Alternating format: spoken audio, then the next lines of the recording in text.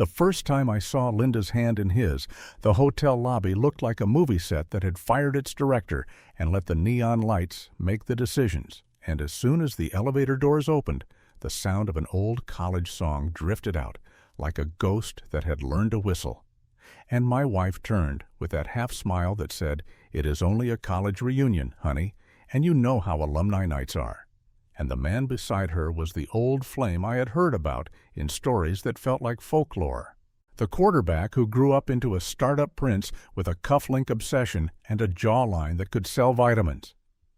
And in that instant, I felt the American suburban script tear down the middle. I felt betrayal and cheating converge into a single cold word that would not leave my mouth. I felt the family breakfasts and the school drop-offs and the year of counseling books all gather around my shoes like fallen confetti, and I wanted to shout, yet did not. Because the lobby had a chandelier large enough to judge me, and a bellman who looked like he had seen this episode before. And the old flame said, "Mark, you look great," as if the way I looked had anything to do with infidelity. As if the shine of the marble floor could polish the truth. As if a cheating wife could be tidied into a misunderstanding with a receipt and a promise.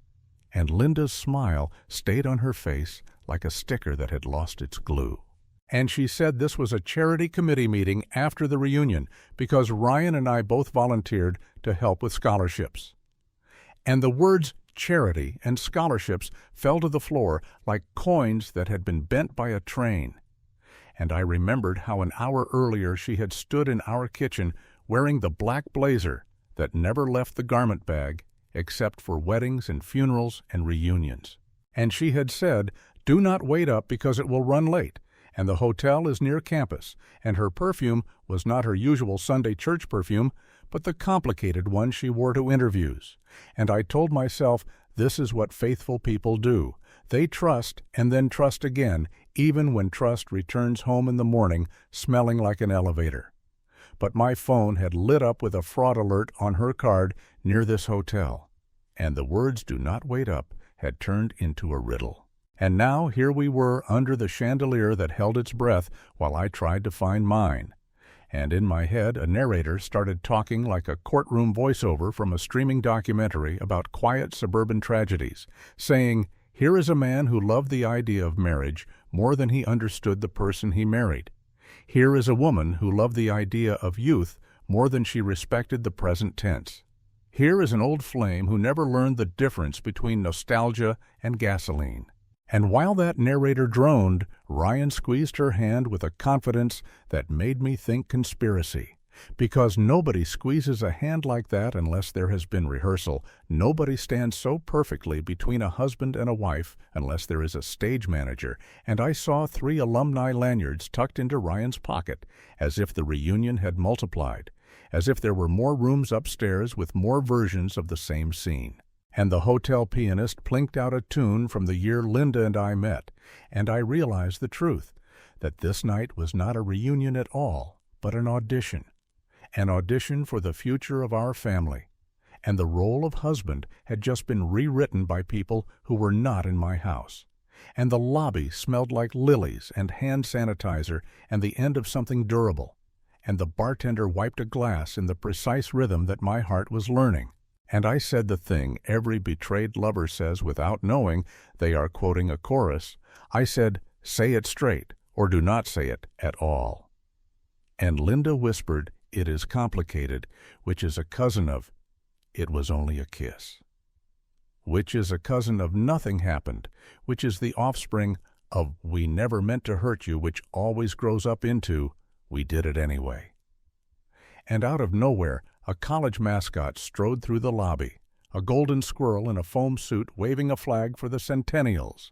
And the absurdity almost saved me because it remembered me to the truth that American life loves paradox and parody, that even in the hour of betrayal, a man can be heckled by a cartoon rodent. And Ryan said, "Mark, it was good to see you," like he was placing a final ribbon on a scene he believed was complete. And the elevator closed on them and opened on me, and I stood alone in the mirror and watched my face try on different futures. And I decided that this would not be a simple cheating story. That if the world wanted a cheating wife, it would also get a witness who refused to be small, because if there had to be cheating, then there would also be revenge, but not the kind that rots the soul, the kind that clarifies, the kind that exposes the theater behind the lie. And I walked out into the American night where every traffic light looked like a verdict, and I promised myself I would end this like a magician ends a trick, by showing the hidden compartment and tipping the hat to the audience that is every neighbor and every friend who ever believed in our family.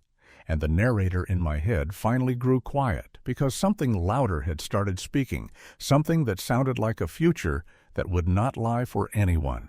Later, when I tell you how I learned that the reunion was not a reunion, but the public face of a private experiment, you will say, this sounds like conspiracy. You will say this sounds like parody or science fiction, and I will say yes and yes, because America is a place where alumni associations can also be secret labs, where yearbooks are not only books, but time machines, where the old flame is not only a man, but a signal sent from a past we refuse to bury. And while I am saying this, you will ask how a suburban father ends up inside something called Project Yearbook, which was stamped on a file that a private investigator slid across a diner table at 2 a.m, and the file smelled like copier heat and caution. And it said the Centennial's Alumni Council had partnered with a venture firm to run a study on the elasticity of identity, a phrase that meant how far can a person stretch who they think they are before they snap. And the file said that each participant was paired with an old flame and given a curated evening that mimicked the most seductive season of their youth. And the purpose was to measure whether nostalgia can override present duty and whether guilt could be converted into loyalty to a new brand that sold a product called Forever Young, a wellness company with a logo familiar from the gift bags Linda brought home from a charity gala. And if this sounds ridiculous, remember that ridiculous is often the brother of real. Remember that infidelity does not necessarily begin with a kiss. Sometimes it begins with a focus group. Sometimes betrayal arrives with a grant number. And the investigator, who wore a camouflage baseball cap that said Lakes Region Bowling Champions, told me that Ryan was not just a former quarterback, but also a regional lead for the Forever Young pipeline. And he slid photographs of a ballroom upstairs where the tables were set not with name cards, but with place cards that said Beta Cohort. And while I scanned the evidence, I heard my own doubts trying to organize a rebellion. Because to accept the conspiracy would mean accepting that my wife had allowed herself to become a subject in a study designed to test whether family bonds could be loosened by memory. And I wanted to believe she had been tricked. I wanted to believe the old flame had reached back through time with a magnet that turned her to iron, and in the photographs I saw her standing beneath a banner that said, "The point of the past is to make the present jealous." And I thought about how she had lately rearranged the bookshelf to display her college sweatshirt more prominently, how she had begun telling our kids bedtime stories that took place not in castles, but at campus quads, how she had practiced the school song while loading the dishwasher, and I realized the experiment had likely begun at home, that the kit had come by mail disguised as alumni merchandise, that she had been wearing the lanyard of another life for months, and I had counted it as harmless pride. And if you think I am making a myth out of a simple case of cheating, understand that myth is how the heart records a crime when the facts feel too small. Understand that clarity sometimes requires exaggeration, and that my revenge would require understanding the stagecraft, because if you want to dismantle a theater, you must first learn every pulley. And the investigator said, "There is more," and he showed me a receipt for a suite labeled the Yearbook Room, a room with a wall of screens that looped images from senior year, a room designed to trick the body into believing that the present is old, that husband and children are electives, that vows are an assignment you can drop before the deadline.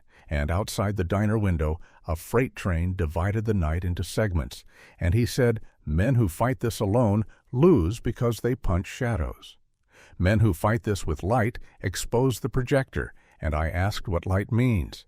And he said, "Witnesses and documents and the cold voice of a lawyer who has no nostalgia of her own." And in the booth behind us, two students argued about a film class and said, "A faithful story is often too quiet to sell tickets." And I thought there is the entire problem, that our family had become a studio developing a sequel no one asked for. And I decided the sequel would not premiere. I decided I would end the production with a true ending dressed as a twist.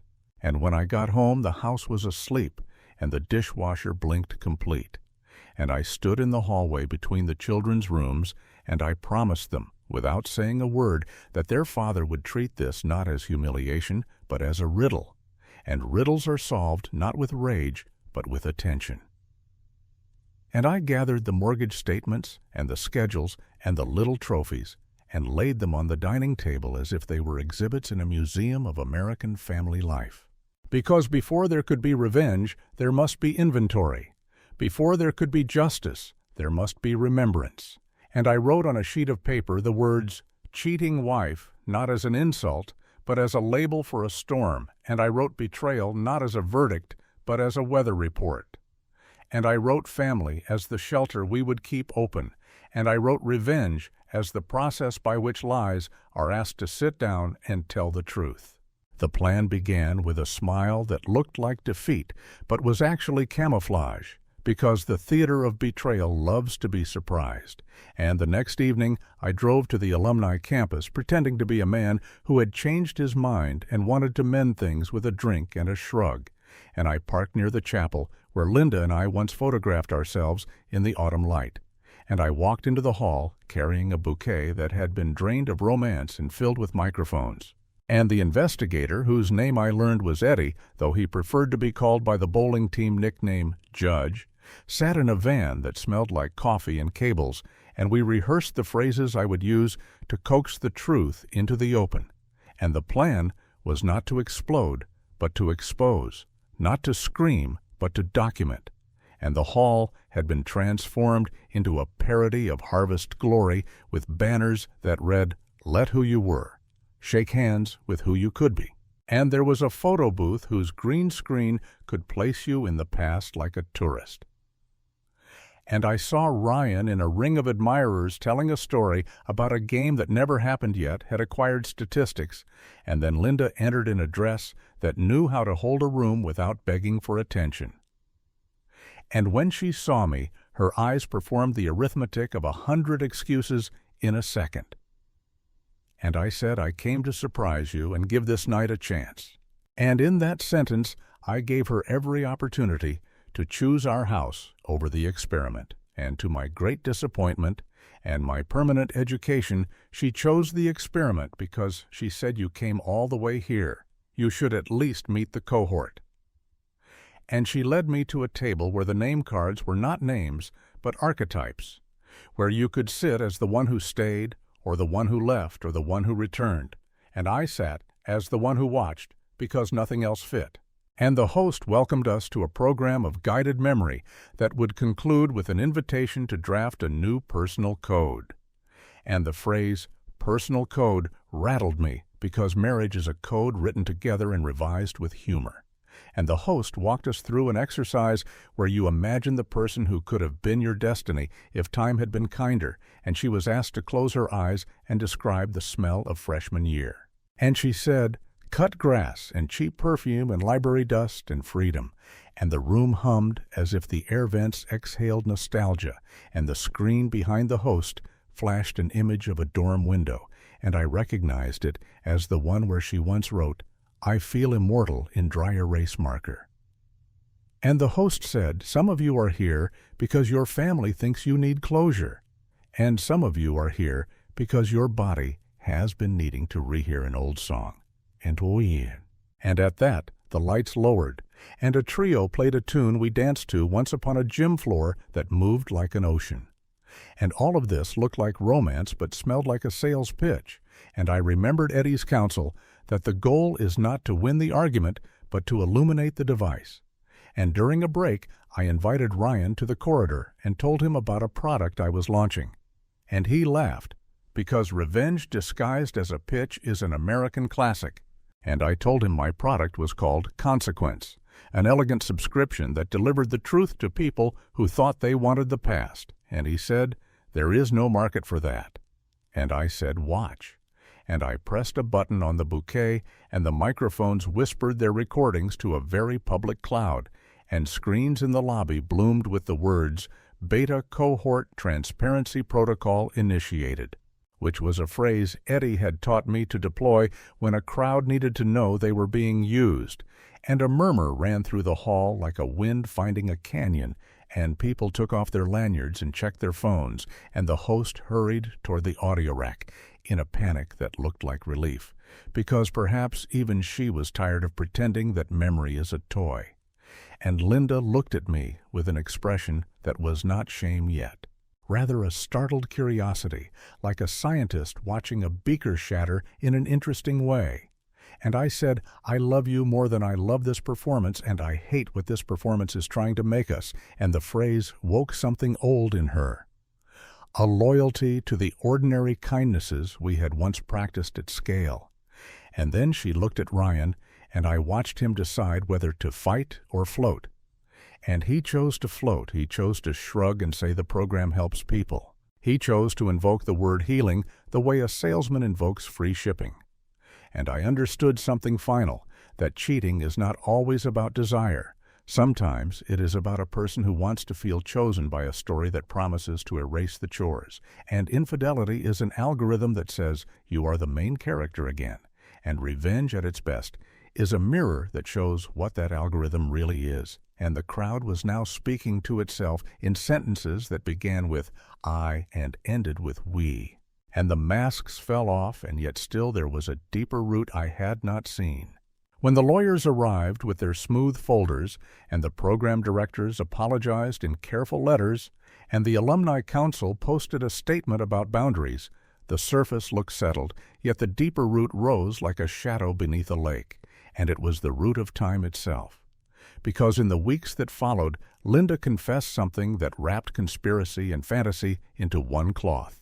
She said the night before the reunion, the old flame had told her a story about a campus legend in which the mascot, the golden squirrel, was not an animal, but a guardian of unfinished promises, that if you stood beneath the old clock tower at midnight, you could hear alternate versions of your life chiming in the wrong order, and that he had taken her there once after freshman year finals, and they had made a wish to always find each other if the world turned cruel. And she said that when she saw the mascot pass through the hotel lobby after I confronted them, she felt as if the wish had been collected like a debt, and she hated that part of herself wanted to pay it. And as she spoke, I understood how fantasy haunts the edges of American adulthood, how the myth of the one who got away can become a religion built from yearbooks and reunion speeches. And we sat at our dining table among the artifacts of our children's citizenship in the present tense, and we designed a new code, and the code said, no secret meetings and no nostalgia diets and no experiments that pretend vows are fog. And we brought the code to a counselor who did not speak in inspirational quotes but in kitchen metaphors, who said water boils at 100 degrees and betrayal begins when you let steam collect unaddressed, who said honesty is not fireworks but an oven light you leave on.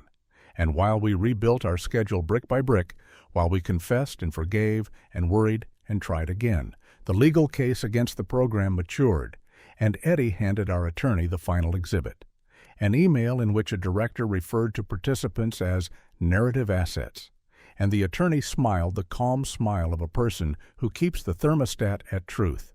And the settlement arrived with numbers that allowed the school to promise reforms and allowed Forever Young to rename itself.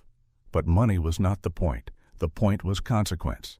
The point was public light, and somewhere inside that light I found my revenge softening into rescue, not of the past, but of the ordinary day where a family makes breakfast and no one needs a lanyard to feel alive. And yet I would be lying if I said it ended clean. Because real life leaves a stain like coffee on the shirt you meant to wear to the interview. And there were days when I felt the old anger rise like an elevator. And on those days, I walked past the clock tower that lived in my mind, and I told the bells to ring for the present. And there were days when Linda looked out a window longer than a view required, And on those days, I stood next to her without demanding reassurance, and at night we learned to hold hands as if the hallway were a bridge. And we reached a conclusion that was not cinematic, but was American in the best way. A contract renewed without fanfare, a promise restated in the pantry while looking for the cinnamon.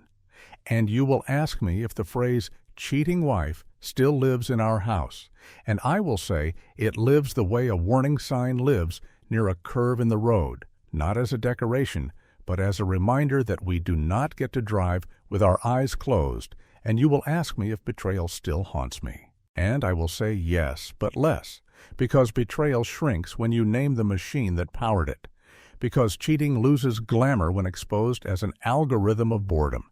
And you will ask me about revenge, and I will say that real revenge is refusing to audition for a story that wants you miserable. And as for the old flame, he faded into the footnotes of a lawsuit and became what he had always been, a sentence in a chapter we had already finished. And if this sounds like a fairy tale with depositions, perhaps that is exactly what American adulthood is. A fairy tale that hires lawyers and asks pastors to bring coffee. And on the anniversary of the night in the hotel lobby, we took the children to a minor league baseball game where the mascot was a squirrel with a foam tail, and between innings the announcer asked couples to kiss on the big screen, and we did, not as proof, but as practice. And the camera moved on, and the game resumed, and nothing grand happened, except everything. And when we tucked the children into bed, they asked for a story about when Mom and Dad were in college, and I told them one, true and small, about how their mother once stayed up late to help me finish a paper, and then fell asleep at the library with a pencil on her cheek like a tiny flag. And Linda laughed in the doorway, and we agreed that this is the reunion we would attend for the rest of our lives. The daily kind, where the past visits politely and then leaves, and the present sets the table and invites us to stay. And when at last I turned out the light, I noticed the bouquet microphones asleep in a closet, their work complete, and I whispered to the room, "We are not a program, and we are not a cohort, and we are not an experiment. We are a family. And tomorrow we will eat pancakes and be late to soccer and argue over laundry and say I am sorry and say I forgive you and then do it again. Not because doing it again is failure, but because doing it again is how ordinary love survives the spectacular illusions that try to steal it." And the night did not answer with applause. It answered with the quiet sound of a house remembering the names of its people.